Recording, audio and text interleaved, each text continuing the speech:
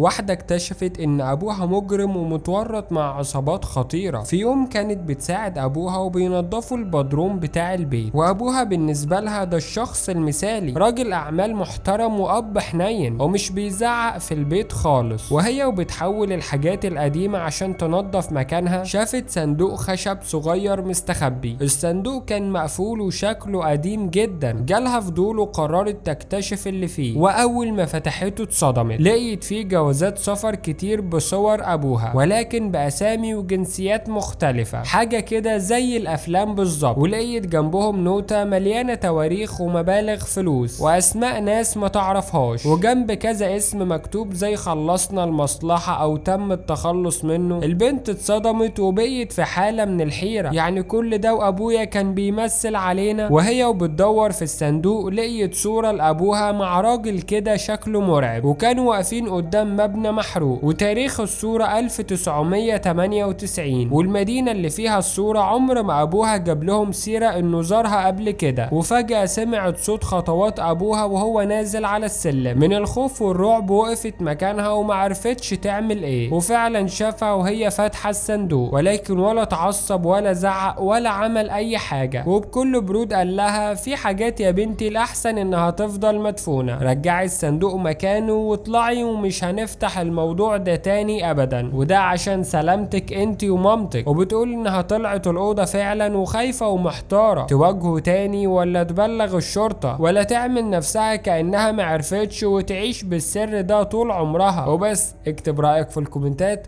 واعمل اشتراك ولايك عشان نستمر في المحتوى ده. انا مؤمن محمد، اشوفكم على خير، السلام عليكم.